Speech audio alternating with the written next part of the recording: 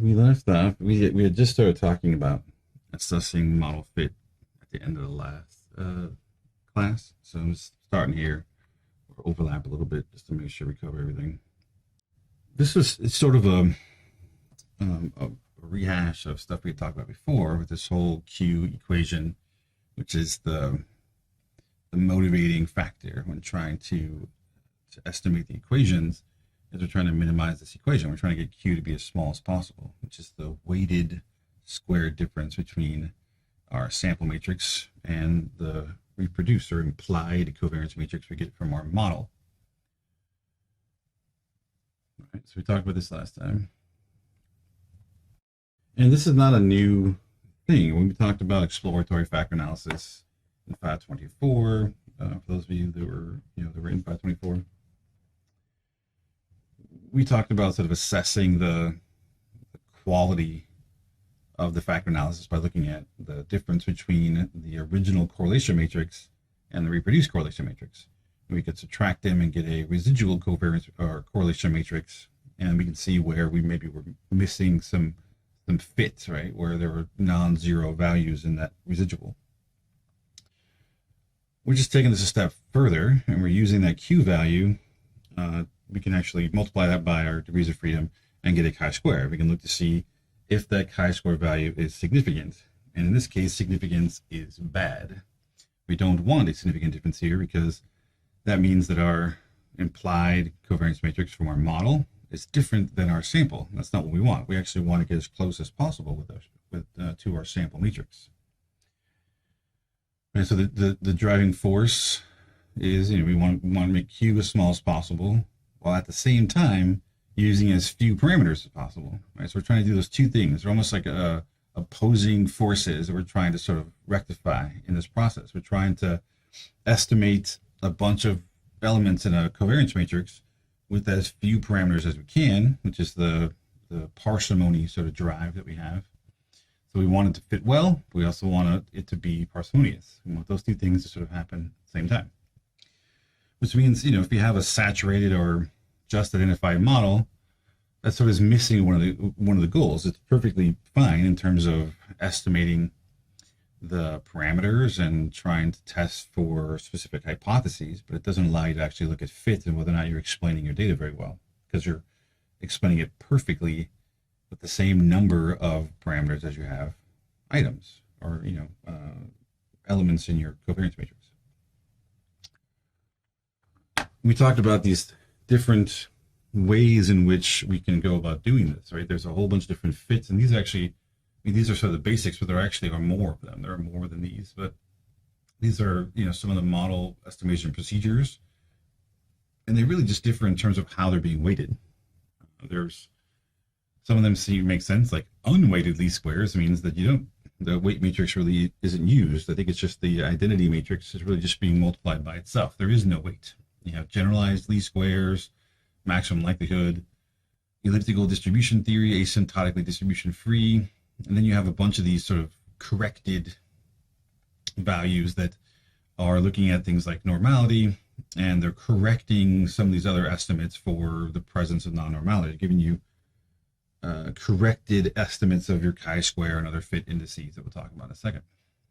And so really it's just the difference is these require different weight matrices, and we talked about that before. I'm not going to get too much into it because it's not something we're really going to talk too much about, but the differences really in the different estimation procedures come down to the weight matrix, and there's some other, it's more complicated than making it seem, but that's the gist of it.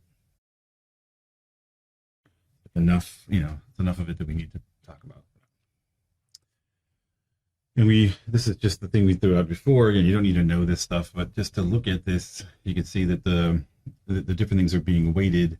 We're here with unweighted, it's just the identity matrix. With generalized least squares, we're actually typically using the actual sample covariance matrix to weight things. In maximum likelihood, we're using the inverse of that population of the reproduced matrix as our weight matrix. And these other ones do some crazy things. Elliptical distribution theory and asymptotic distribution free they get nuts, right? They're correcting for things like kurtosis, and they're trying to correct for non-normality when they're actually creating that weight matrix. And so these are just the differences you can see that the equation, even though it may look different, at least for the first three of them, it's essentially the same kind of thing. This is actually using the trace of that difference, right? With the weights here, we're using the logs instead of the traces, but it's using the same basic setup to try to compute Q and minimize that as much as possible. All right.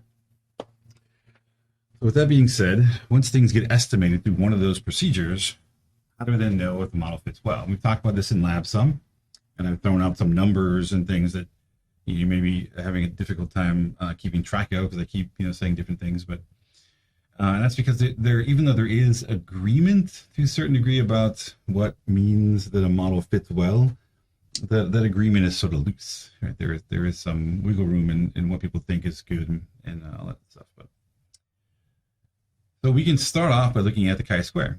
We can look at the degrees of freedom, the data points minus the parameters, the degrees of freedom we have.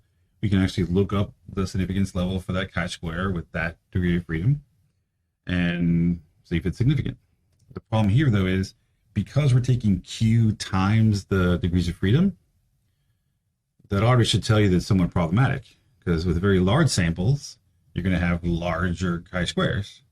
Small samples, you're going to have smaller chi-squares. So you can have significant chi-squares for very large samples with the same little difference between the matrices. And a small sample, it won't be significant with the same difference, right? So the power based on the sample size is going to affect whether or not you think it fits or it doesn't. So this is oftentimes not a very good, it's not a reliable metric for if your data really fits or not. So that's why there's all these other fit indices. And when I say all these others, I mean there are a lot. It seems like for a while, in order to get some kind of advanced statistical degree or anything in this area, you had to come up with your own fit index and develop it. But there are a few that's sort of been narrowed down to a few that people like, and they get cited often, or at least that are recommended. I said that there are basic underlying assumptions here, like when violating the probabilities are inaccurate. So there are assumptions that we're making about this, like that things are normally distributed and all this kind of other stuff too, that if you don't meet those assumptions, the chi-square is also not reliable. So there's issues with just using the chi-square by itself. The availability of so many different fit indices presents a few problems, right? Different fit indexes are reported in different articles. Sometimes you'll look up an article and you'll see someone report a GFI or the TLI or the CFI, the SRMR, or RMSEA. There's a whole bunch of these things. It's like alphabet soup, right? It seems like people just threw a bunch of letters out there and just saw whatever would stick. So different viewers of the same manuscript may request indexes that they know about or that they prefer. So you may actually publish something and they may come back and ask for a different index because that's the one that they know. There's also the possibility that for selective reporting of values of fit index. So if you're, instead of picking the one you think is the best for your model, you're picking the one that actually shows that your model fits, right? So you're selectively choosing the fit indices that work as opposed to picking the ones that are best for the model you're trying to fit. And a preoccupation with overall fit of the model can lead to overlooking other crucial information, such as whether the parameter estimates actually makes sense, right? Or whether there's certain parts of the model that maybe, especially with very large models, the whole model may fit in general, but there may be certain aspects of the model that aren't fitting very well. So there's oftentimes steps you should be taking to make sure that all the parts of the model are actually fitting together, especially as models get bigger. And some of these models get huge. They're massive models with lots and lots of variables, lots and lots of predictions, and it looks like, starts to look like spaghetti, right? It's got like just lines everywhere. There are limitations of basically all model fit indices, right? Fit indices indicate only the average or overall fit of a model, so it's looking at the fit overall. Some parts of the model may fit poorly, like I just said, even if the overall index says it's fine, because a single index reflects only a particular aspect of the model.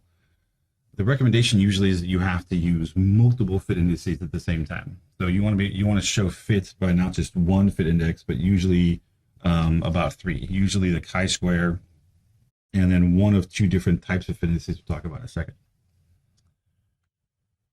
Limitations include also fit indices do not indicate whether the results are theoretically meaningful, right? So you can have a model that fits, but the model may make no sense, especially if you've used modification indices to add stuff to make it fit. It's a good chance that none of that makes any sense, right? Because if you're just picking whichever parameters to add that actually make your model fit better, you just keep adding and adding and adding, you may actually then end up with a model where there's a bunch of stuff that you can't even explain. You can't explain why this predicts that and predicts that, because you just were using those like the Lagrange multiplier test to just kitchen sink the whole thing until it fits. When more likely you probably need to start over again and rethink the whole model, because there's something up with the whole thing. Okay, makes sense? So oftentimes you can have a good fitting model that makes zero sense, that you can't explain, and is completely atheoretical in the end if you use too many of the modification indices. The sampling distributions of many of these fit indices assume, they're actually unknown, but they assume that the data is actually, normally distributed and all that stuff, but their actual distributions are unknown except for one, RMSEA. And you'll see that the RMSEA is the only one where it gives you the value of the fit index, and it also gives you confidence intervals. So there's only one fit index, at least of the most widely used ones, that has a range. It'll give you a range of values as opposed to just one. And the cutoffs are essentially merely interpretive guidelines. So the cutoffs that, the 0.9 or the 0.95, all those values I was talking about before, these are just people that have done work, and especially like simulations and things. They've and then have recommended these cutoffs to indicate that these models fit well when they get to that point. So there are different types of fit indices. You have what are called absolute fit. Absolute fit are things like the chi-square and the SRMR. SRMR stands for standardized root mean residual. Standardized root mean residual. And then this is one of my favorite ones, the AIC, which you may remember from before. I think we talked about that. We talked about like multi-level models back in 485. We talked a bit about logistic regression. They give you AIC values. AIC stands for the Akaike information criteria. And Akaike, there's no way you're going to know how to spell that unless I spell it for you. It's, I remember, it's like this. Akaike. The only reason I remember how to spell it is in my PhD program, I was put into, in our measurement class, put into a group, and one of the students in that group was Japanese, and he's like, oh, Akaike. So apparently, and I could be saying this wrong, this is actually two words in Japanese, Akaike, which means like red lake. It's kind of interesting thing. It helps you remember, it's like Akaike. Akaike, okay? So these are different sort of absolute fit indices. Compare the obtained and model matrices together. You got these relative fit indices. It compares differences in obtained and model matrices by comparing to another model. Now, another model sounds odd. Usually it's some extreme model, like a null model where there are no relationships between variables, or a saturated model, which is basically the perfect model. If you actually looked at a model where you had everything predict everything and it was completely saturated, how much, relative to that, how much worse is your model? Or relative to the worst model, which is the null one, how much better is your model? Those are sort of relative fit.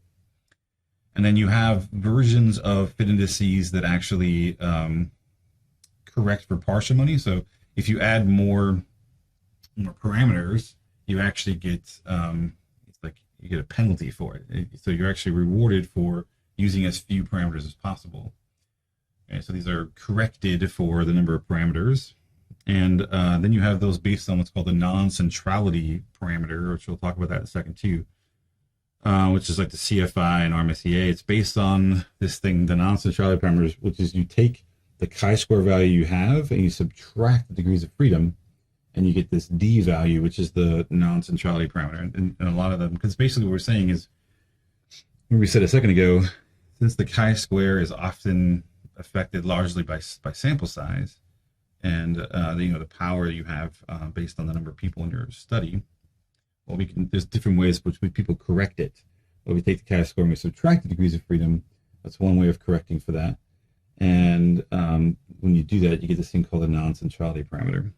And then some fit indices are actually combinations of these different things up here. Like I think CFI is also considered a relative fit index. It's also based on the non-centrality parameter. So there's a lot of them sort of fit in different places. If you read through the Klein book, you'll find there are tons and tons of fit indices. And for every one in the book, there are at least 5 to 10 not mentioned in that book.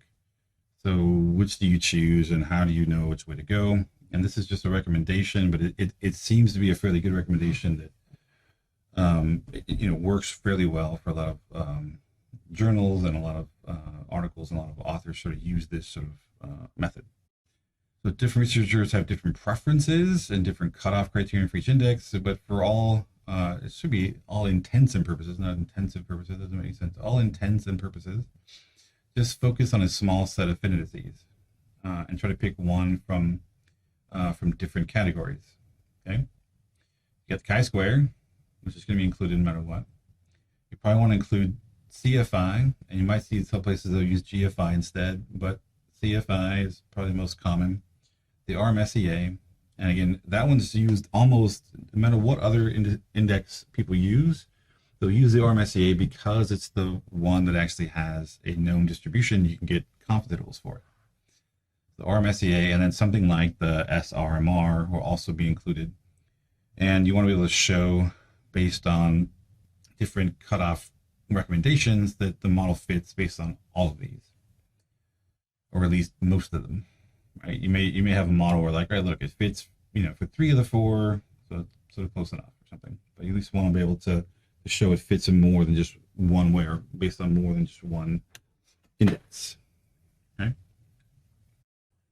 So the chi-square test we talked about before. The model chi-square is the most basic fit statistic. It's reported in virtually anytime you see reports of an SEM analysis, they're going to include the chi-square, even though we fully admit that it's problematic.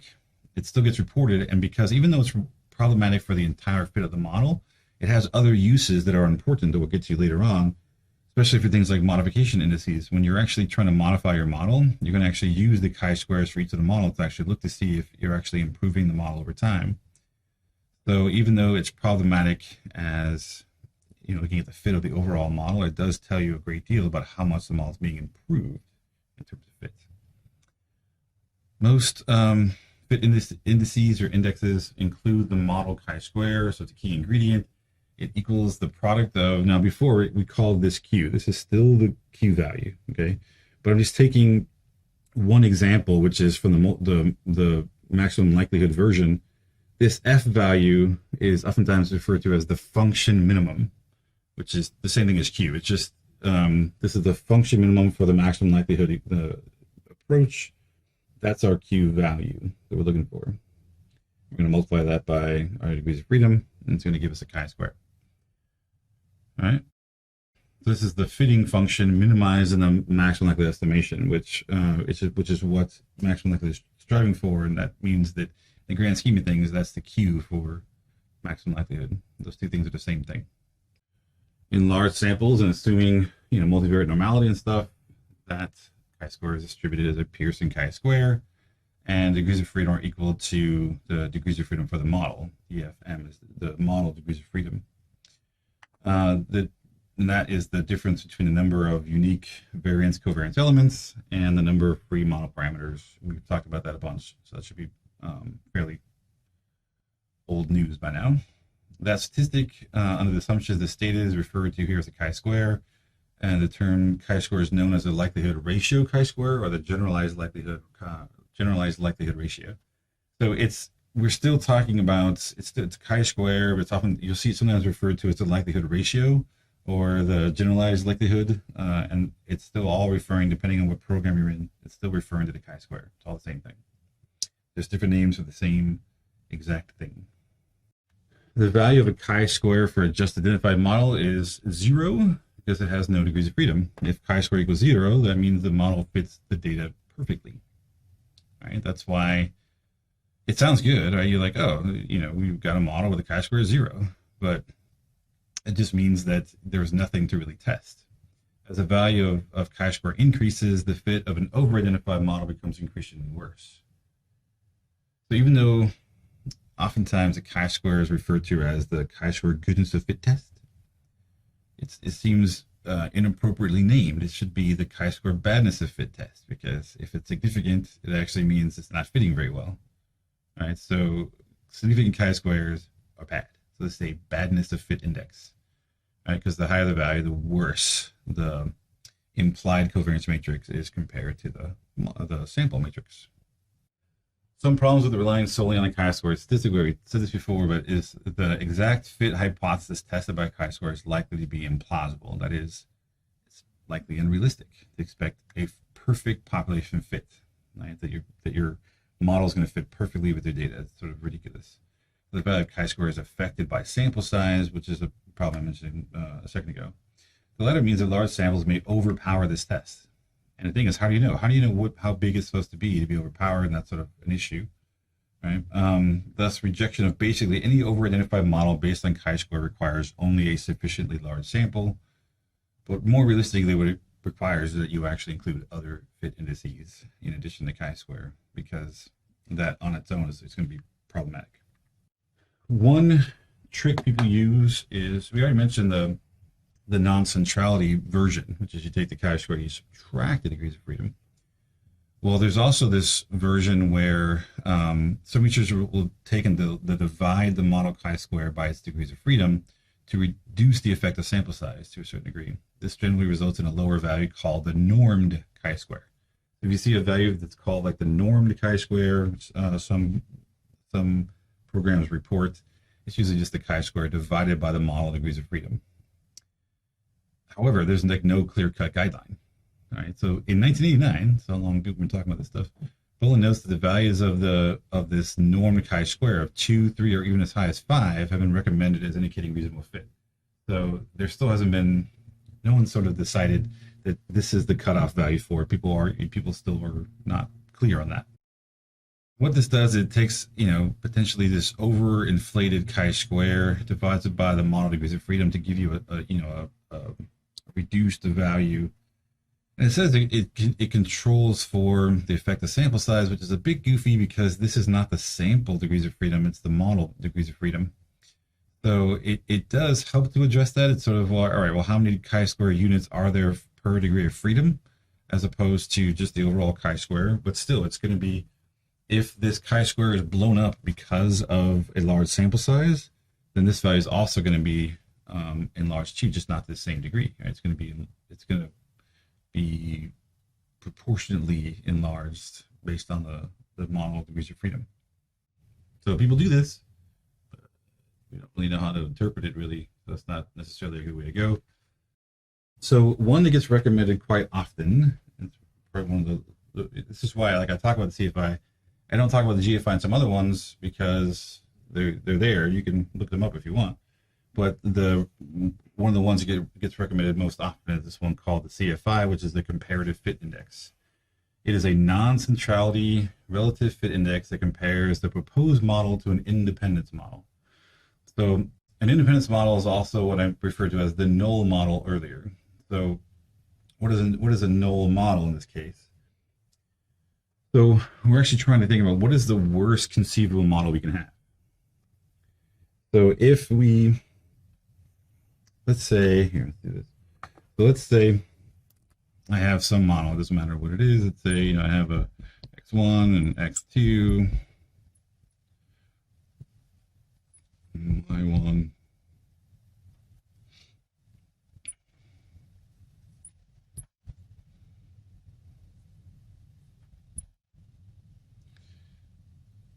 And have some kind of predictions going on like this. These are probably correlated. And these all have errors.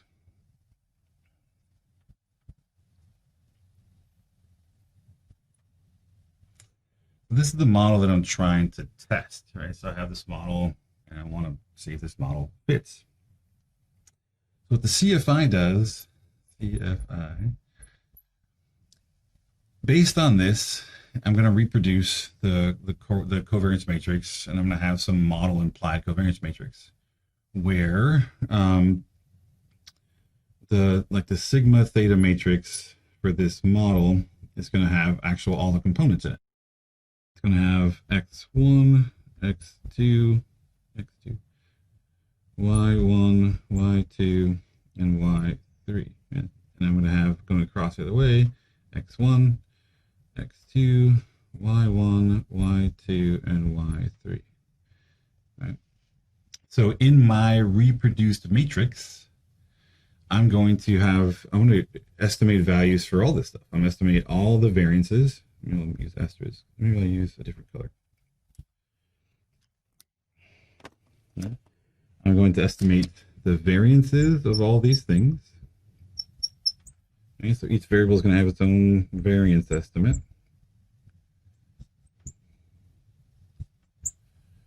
And I'm also going to do all of the covariances.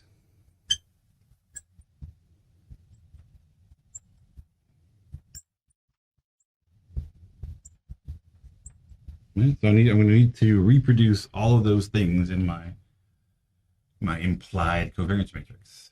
Okay, so this is my sigma theta. I'm going to try to reproduce all that stuff, and I'm going to compare that to my sample data.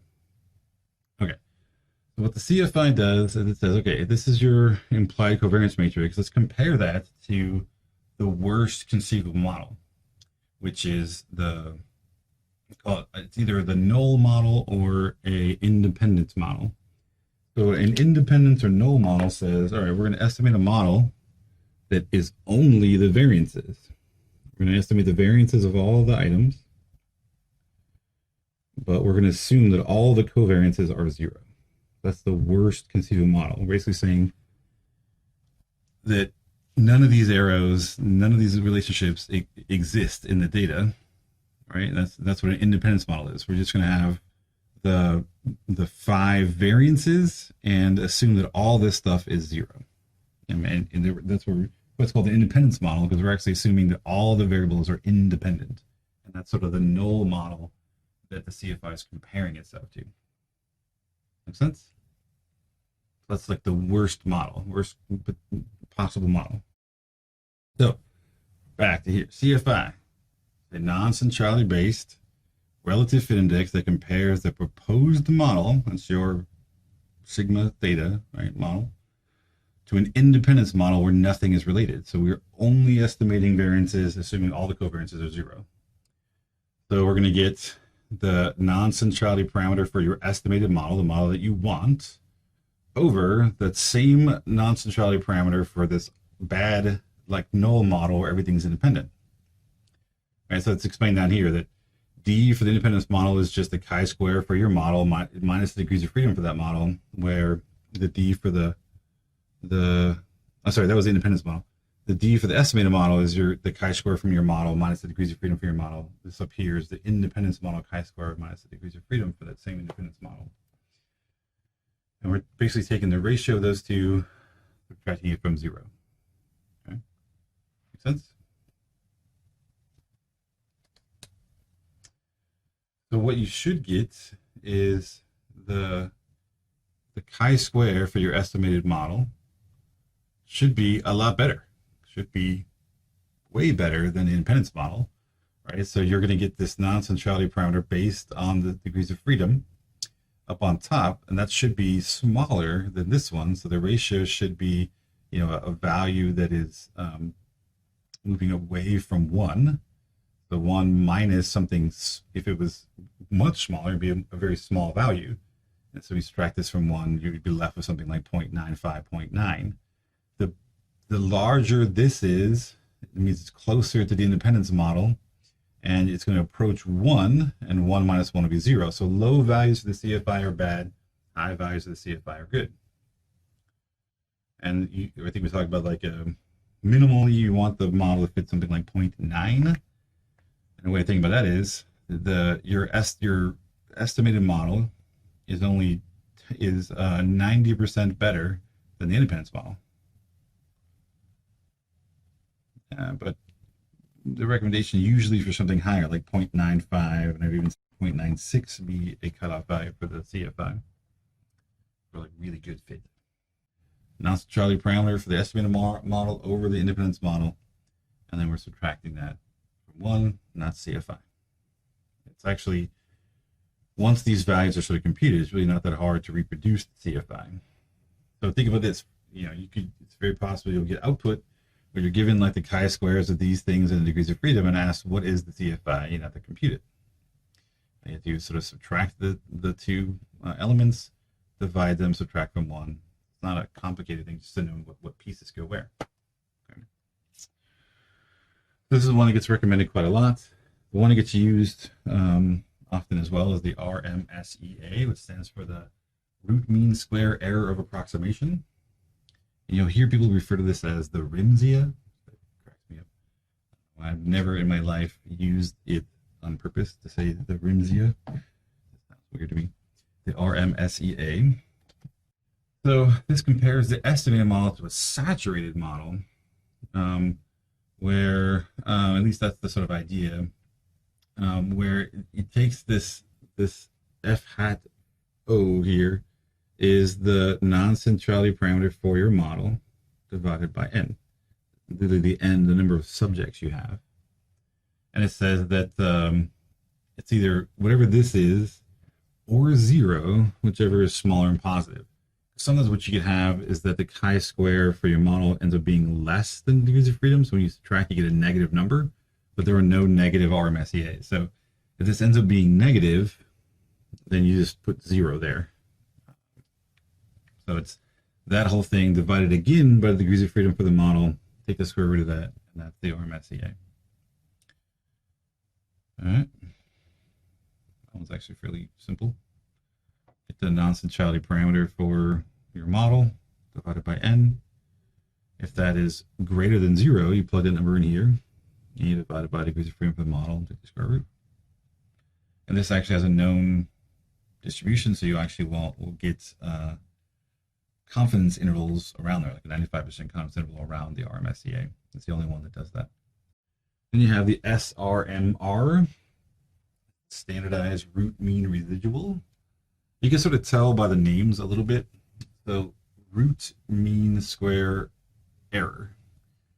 So this one it is around the something to do with the errors going on, like how much error. That's why it's considered comparing your model to the perfect model. So it's how much more error is in yours relative to one that's perfect. Right? So it's an error-based, looking at error-based one. The standardized root mean residual, another word for error, right, is another sort of residual based one. And so usually you'll have the RMR. So the root mean residual is a measure of the mean absolute value of the covariance residuals. It actually looks at how much, this is if you actually were to sum all residuals, divide by the number of values, take it a mean for the residuals, and usually it's given to you an absolute value. Right? So it's the absolute value of the covariance residuals. Great. Perfect model fit is indicated by the RMR of 0, and increasingly higher values indicate worse fit. Right? So this is, again, a badness of fit index. Its range depends on the scales of the observed variables, and these scales are all different. So the problem with the RMR is because it's based on covariances. Covariances can be whatever, so it's hard to know, as values go away from 0, what's a large residual versus a small residual, because they're all based on the scales they're measured in.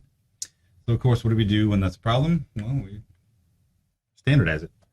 So we take instead of taking just the root mean residual, just the average of the absolute values of all the residuals, we standardize those values first. So transforming both the sample covariance matrix and predicted covariance matrices into correlation matrices. This should start to sound somewhat familiar. Like we did this with EFA. We would look at the differences in correlations, and the SRMR is thus a measure of the mean absolute residual correlation matrix, and we want values of the SRMR to be less than 0.10 are generally considered favorable.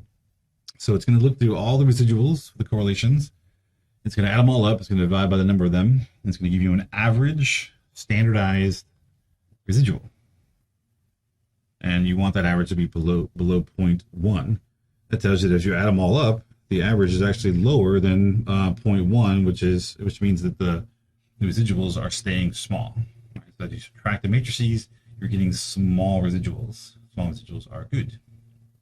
I talked about those 4 fit indices, and that's it. I talked about the chi-square, I talked about the CFI, the RMSEA, and the SRMR. There are lots of other ones, and as we go through in lab, we'll, they'll spit out a bunch to us if we want to. There's a lot of them. TLI is the Tucker-Lewis index. There's the, again, I mentioned the GFI because it was one of the first ones. GFI stands for Goodness of Fit Index, GFI. There's also, in addition to things like the Akaike information criteria, there's also the Bayes information criteria, which is BIC. There's lots and lots of fit indices that get spit out and are included. I picked these 4 because they seem to be the most common. And I will mention that they're the most common because there was a paper, and I don't remember all the authors, but I know it was from Peter Bentler, in which they did a bunch of simulations to show which fit indices actually seem to work best and what the cutoff criteria should be. And they came back with the recommendation that you should use the chi-square, CFI, and the RMSEA. Those were the recommendations and the cutoffs that I've been mentioning, this like 0.95 for CFI and the 0.06 for root mean square approximation. It is worth mentioning, though, that the CFI was developed by Peter Bentler. So it's not super surprising that his paper would recommend that his own fit index was the one that was really good. But you have enough evidence in there to actually show that it actually did work really well for indicating fit of models with the criteria and cutoffs and stuff in there. So this became a more common fit index, where before, like, a lot of people had relied on the GFI, which I think was developed by the Lisserl folks, right? So then people sort of shifted over to the CFI, and then the RMSEA, everyone sort of agreed is something that should be included because it sort of offsets. It's a different way of looking at the fit relative to these other ones, like the comparative fits and goodness of fit and all those other ones. All right. That's why these are the ones I'm sort of giving you, because it's the ones that were recommended. Now, it's possible I haven't looked in a long time to see if there have been changes in the recommendations for fit, but most of the time when you read a SEM article, CFI, RMSEA, chi-square, you're going to see those included. Those are the fit indices that typically get included in there. And when you have a standard, if you ask for a standard set of fit indices, those are the ones that usually get spit out in most programs, along with the SRMR. All right, so we're talking about model fit. So what happens if your model doesn't fit? You do all this, you look at the CFI, the RMSEA, and the SRMR, the chi-square, and the model doesn't fit very well. Well, we can modify it. Remember, we talked about the process of doing this is you're going to, and I guarantee this, it's going to be very rare that you're going to fit a model. You're going to hypothesize some relationships amongst a bunch of variables, and then you're going to fit it, and it's going to fit perfect the first time. If that happens, go buy some lottery tickets and maybe hit Vegas or something, because it's very rarely going to happen. Because there are going to be not necessarily meaningful things to include, but there are going to be some random residual things. We have to include some things in the model to address some random covariances and stuff that either you didn't think of, or that really aren't important in the model, but they need to be included to make the model fit. Okay, things like correlated errors and stuff we'll talk about shortly. Okay, so you're going to fit your model. This is really small. You're going to fit your model, and it's not going to fit very well. What do? Well, you're gonna go to your modification indices in Levon or in M+ or QS or Amos, whatever. They all include these same things, and you're going to try to look for ways to improve it. But when you do that, you gotta be very careful to only include things that make sense based on your theory and the model that you've already put together. Don't just throw anything in there. All right. So these are the 2 basic things that people use to modify their models. The Lagrange multiplier, oftentimes referred to as the LM test, is the test it tests fixed paths to see if you should free them. Right? So it basically goes through every fixed path, those that are fixed to 0, right, that aren't included in the model. if you were to free them, estimate them in some way, would that improve the model? And it gives you, especially if in Levant, if you actually ask it to sort, it'll give you to the largest change to the smallest. So if a path is included, would it give you a better fit? Would it actually decrease the chi-square? So usually these modification indices are written in such a way where it's like, if you include this, here's how much the chi-square is going to go down. Here's how much you're going to reduce the chi-square by including this path or this covariance.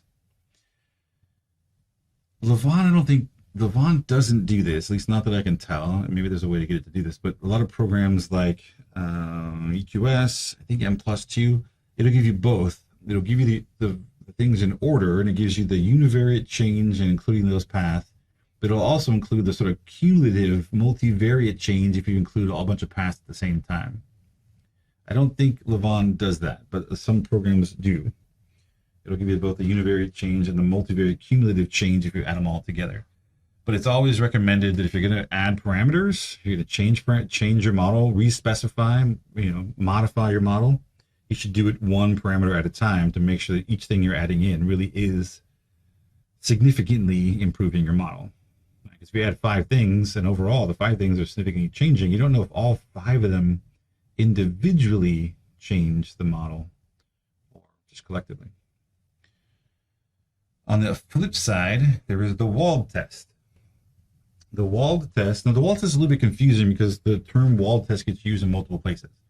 Technically, when you're looking at like a logistic regression and you get your slope of your logit and standard error and you divide those to get a test, that test is a walled test, right? It's giving you it's like a z-score or chi-square test for your model parameters. This is sort of the same thing, but used in the sort of model modification realm. A walled test actually goes through and looks at free parameters, those free parameters that you have in your model that you're trying to estimate. And it tells you if you can fix them, remove them, fix them to 0. So wouldn't this be good? Well, I have a model, let's say I have, some regressions, a bunch of things together, everything's predicting, and I have a very small, non-significant path. Like I predicted a path to be there.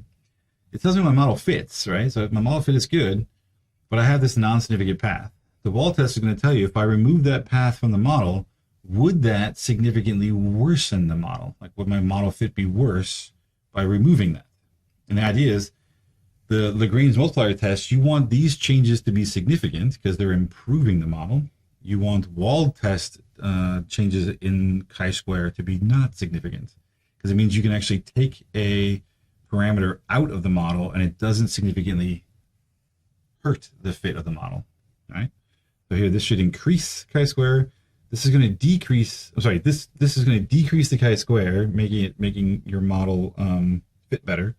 This is going to increase the chi-square. So you want this to decrease the chi-square significantly. You want this to not increase the chi-square significantly. Makes sense? You want to be able to pull a parameter out without it increasing the chi-square in some significant way. You can actually test to see if that actually is true. In programs like M+, Amos, EQS, they do both of these things sort of automatically. You ask for modification indices, it'll give you both. Lagrange multiplier, walled test. For whatever reason, Levant doesn't do this. And I know that because I remember when Mark was first doing this course a couple of years ago, they were trying to figure out how to get Levant to do this. And I have since tried to figure out ways to do this. Now, there is a walled test. It's called like walled Levant or something like that, that they do have, but it doesn't do what it does in other programs. In other programs, it'll really go through every single free parameter and it tells you which ones can be removed. It actually suggests to you which ones you can remove. But Levant doesn't seem to do that, at least not that I can tell. The only way really to do this, you can actually do it manually.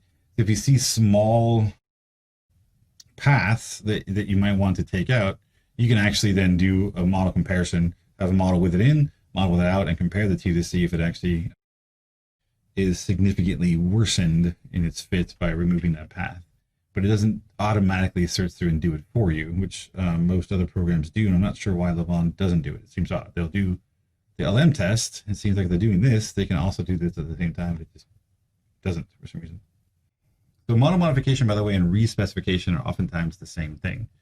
There is a difference where sometimes when you specify a model you realize it doesn't fit, re-specifying may mean going back to the beginning and re-theorizing how things work, right? You actually are coming up with a completely new model.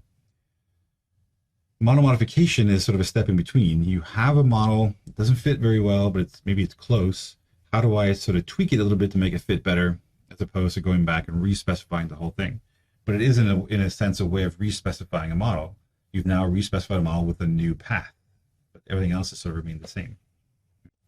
In terms of model fit and model modification, you can compare hierarchical or nested models, meaning that I can take the chi-square from one model and compare it to the chi-square of another model as long as the two models are nested.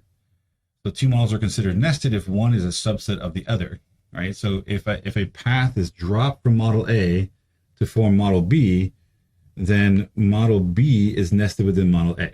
Makes sense? Model B is a subset of A because A has that path, B doesn't, but B has all the other paths. So B is a subset of A. Make sense? They're nested. I can't compare two completely different models of the same data using this approach, but if I'm adding paths or removing paths from one model, I can compare those two models together to see if it's actually significantly improving the model. So nested models can be tested for improvement by taking the difference between the two chi-square values and tested at a DF that is equal to the difference between the DFs in the two models. It usually should be 1. Because again, you're adding or removing one parameter at a time. It should be a 1 degree of freedom change. So you're basically asking, is the chi-square around this one parameter significant or not? We did this in lab. Remember I told you to make a chi-square change table where we said, all right, here's the original chi-square and degrees of freedom. And then we added a path for modification. And we indicated what path we added, what was the new chi-square, and then what was the chi-square change? What was the difference? And was that difference significant at 1 degree of freedom? We could do that because each of those things, as we were adding paths to the model, those models were nested, and we could do that. And that's actually why we did it. Just comparing these things and making sure that the model modifications we were doing actually were improving the fit. Okay? Proving that they were improving the fit. What if I want to compare non-hierarchical models? This is where things get tricky. So back here, this is nested models mean that they're basically the same model with a difference of one path or something. And I want to compare them. But what if say, like, we're looking at the same data set and I come up with a model and Matt comes up with a different model for the same variables, and I want to know which one of those models fits the data better, even though they're not nested, they're completely different in their order, which things are predictors, which things are outcomes are all different. It's the same data, but they're different models trying to explain the same data. So that's where we get this idea of non-nested, non-hierarchical models. What can you do? Well, sometimes researchers specify alternative models that are not hierarchically related. And also, it's oftentimes recommended that you do this.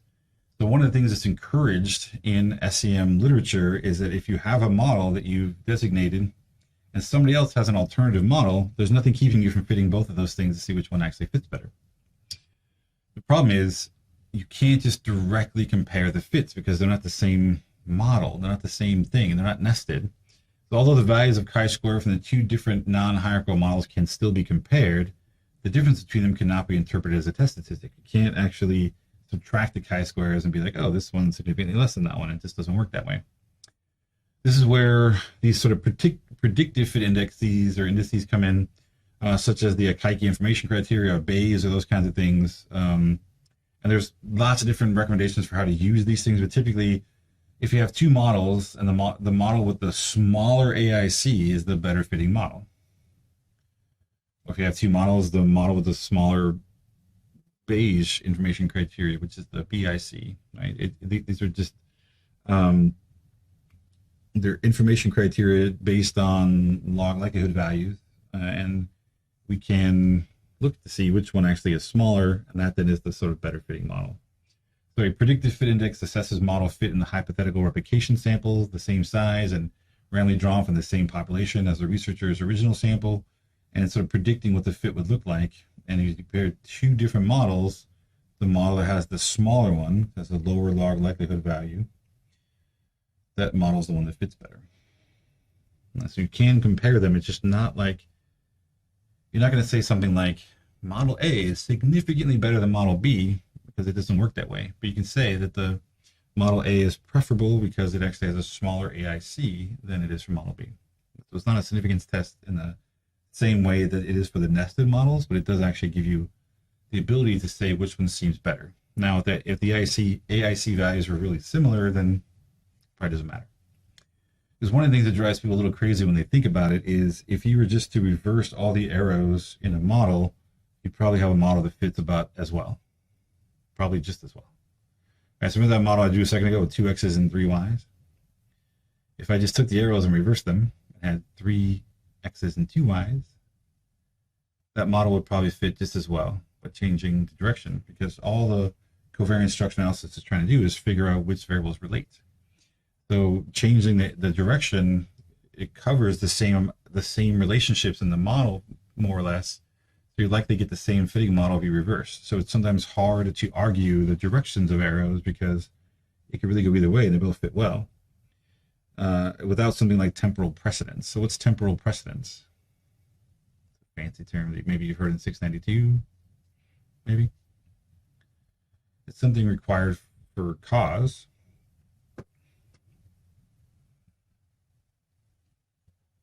Temporal precedence. Oof. Not the direction, but you're close.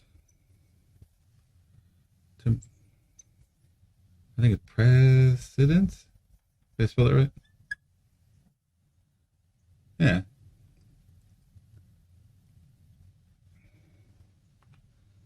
Right, so if I'm trying to prove that X causes Y, there's a couple things I have to do. I have to make sure that there's no other causes of X. Right? That's the experimental design thing. I got to eliminate all other confounds around this relationship so I can pinpoint that X causes Y. However, if I measure X and Y at the same time, I'm never going to be able to say that X causes Y, because they're occurring simultaneously. So there's no cause. In order to argue that this thing causes this thing, I have to have temporal precedence. This has to happen first, and this has to happen second. If that doesn't happen, I can never say that the two things cause one another. Right? It has to happen in that order. If they're measured at the same time, I can't do that. Imagine if Y was first and X was second, I could never say this. I can never say that X causes Y if it happened after Y. Doesn't make any sense. So there has to be a certain temporal precedence, and I'm really not sure if this is spelled right. It doesn't look right. Is that how you spell precedence? All right. It's a weird looking word. It almost seems like there's too many E's. Right? It almost seems like there's too many E's in the word. So temporal precedence. So that happens here a lot, that because models are measured, we do some big survey and things are all measured at the same time. One of the reasons why it's going to be impossible for the most part to use any of these models to find cause, like actual cause, because they're almost all measured at the same time. So we can switch the order of arrows. We can do all kinds of stuff in models, test them all. They all fit pretty well.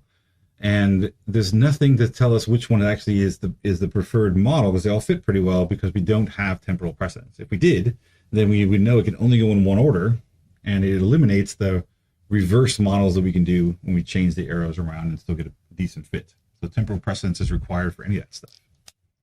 So when we're comparing non-nested models, it's a little bit less sort of statistical test. We're not going to get significant difference or something like that. It's just we can cite the AIC or BIC values and say, well, at least this model has a smaller AIC, so it fits better. It is probably the preferred model. So the AIC generally assumes estimation with the maximum likelihood method. It is based on information theory approach to data analysis that combines estimation and model selection under a single conceptual framework. That was a lot of jargony stuff. It just says, look, it's based on, it's really a log likelihood information criteria. It is also a parsimony adjusted index, because it favors simpler models. It actually, more models and more parameters are going to add more and more to the likelihood values, and it's going to be larger. So parsimony typically is better. So as you remove paths out, AIC is actually going to go down. Okay, so it's a parsimony adjusted index. There are two different formulas for AIC that are reported in the SCM literature, depending on where you look. You can take the chi-square. I think it's where Q is the number of free parameters in the model, and Q is the number of free parameters. And here is the 2 times the model degrees of freedom.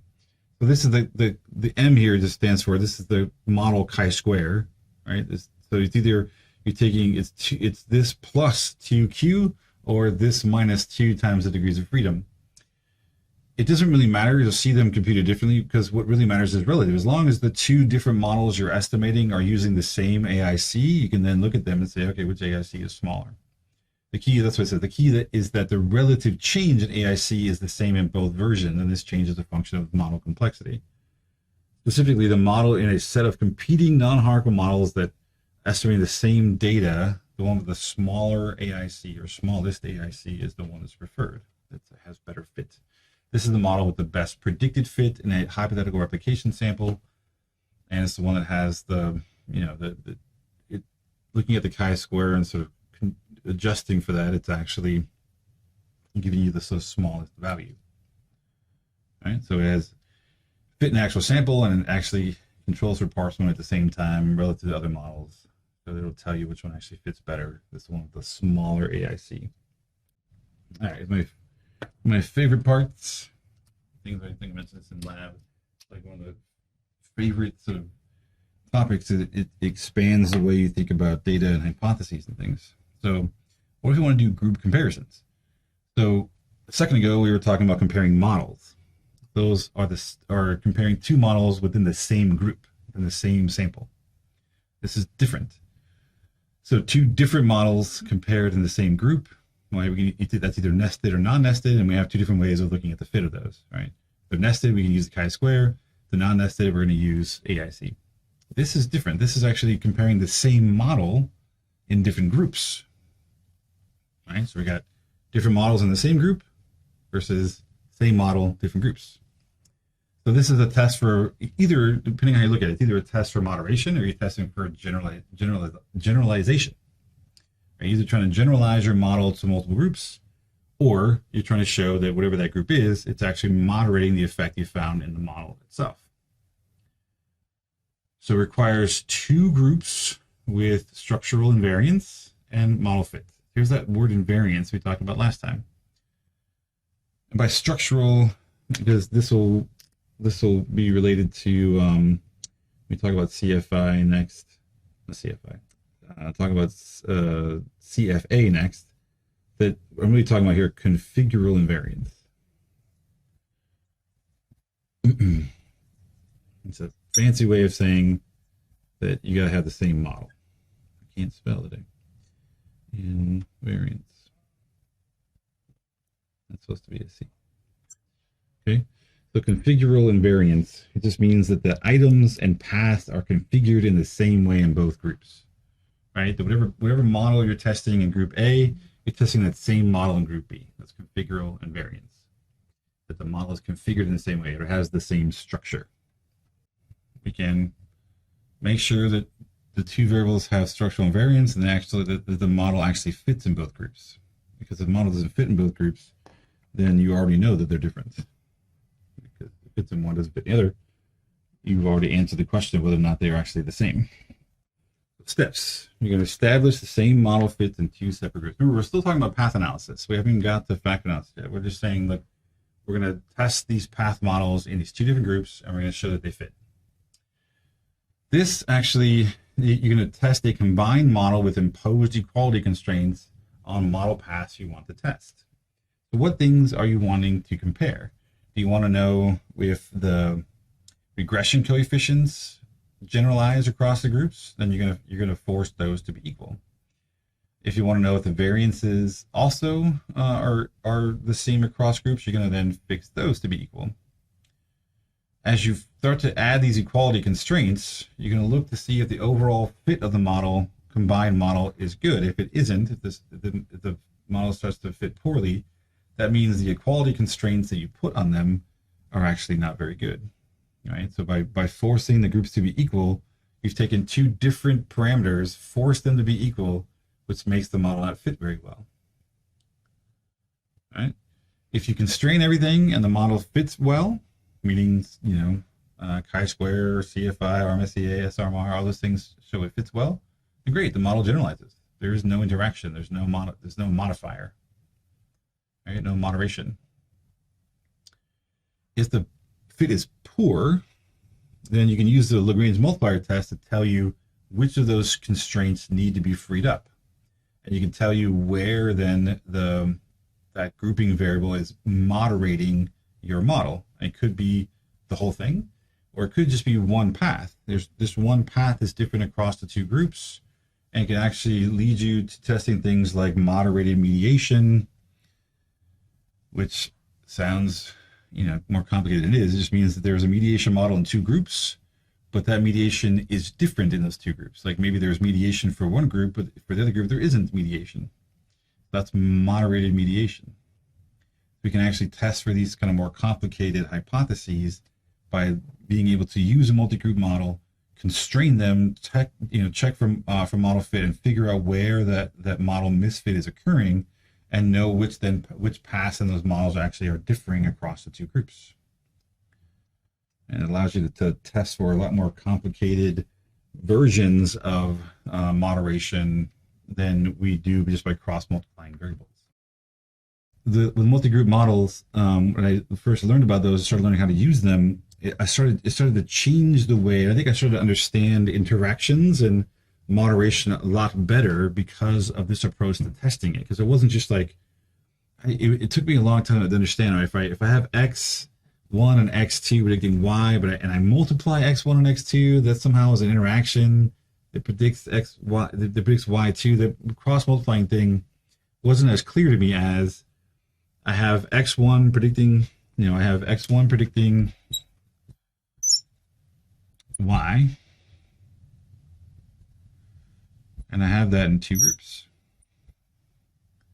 If it is significant in this group, it's not significant in this group, whatever the groups are, group 1,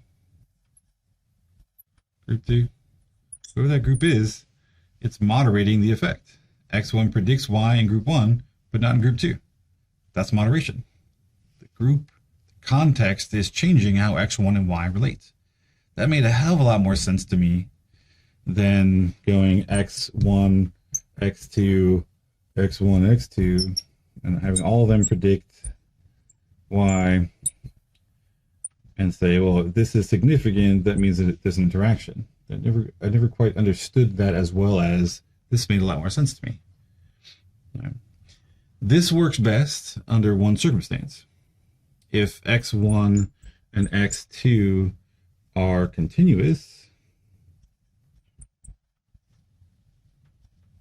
I'm spelling everything wrong there. If X1 and X2 are continuous variables, like they're continuously scored, it makes more sense to cross multiply and sort of do this effect this way.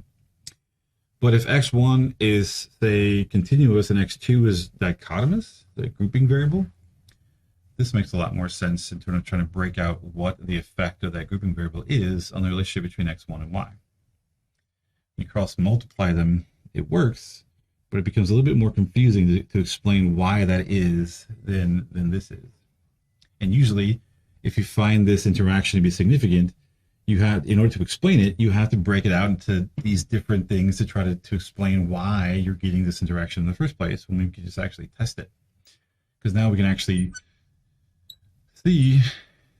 do a test to see if those two paths are different from each other. Are they significantly different from one another? We can actually do that comparison using this multi-group approach in an SEM program like Levon or whatever.